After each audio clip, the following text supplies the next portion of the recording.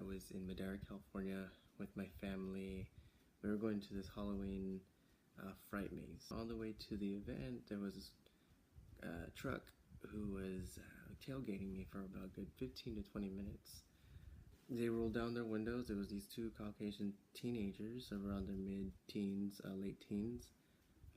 As soon as they rolled down their windows, they saw me, and out came all the racial slurs, telling me I'm a chink, I can't drive, I should go back to my country, or wherever I came from, or something like that. To me, I just felt,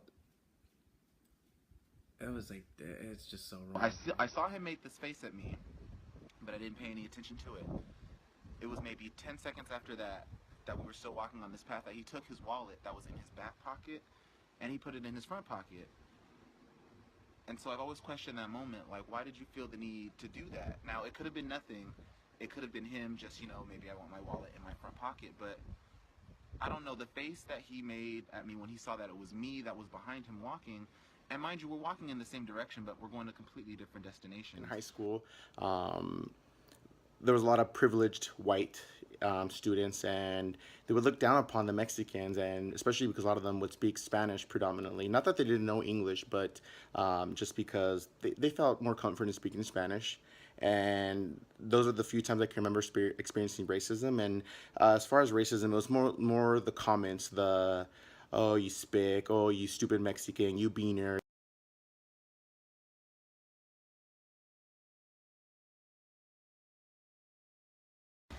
To be a black man in America is tough.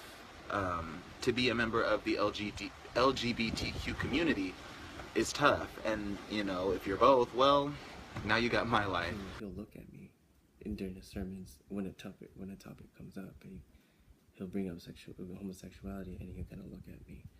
And it just kind of like, it threw me off in a sense where I was like, did you just... Okay, I'll pretend like you didn't just look at me, in a sense that, you're pointing at me. And from that experience, I didn't think I felt the word of God. I felt hatred, or I felt some form of... He just wasn't appreciative.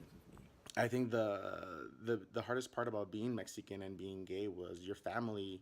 I'm the first generation living and born in the U.S. and with two very traditional Mexican parents. It was hard to come out and let them know that I was gay, and it was tough for a couple years before they finally accepted me.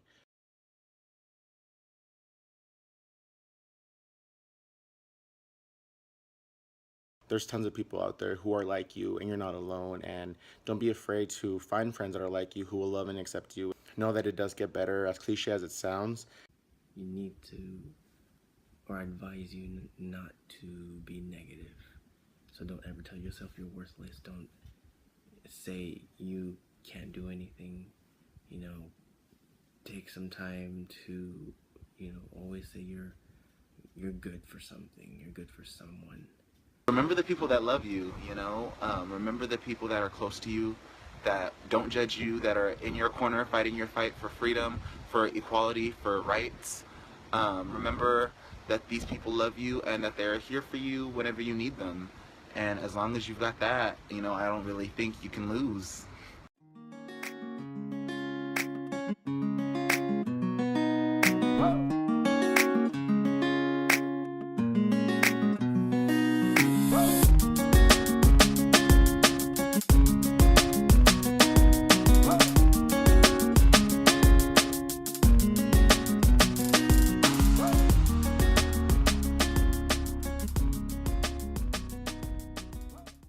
I am a queer person of color, and I am loved. I am loved. I am loved.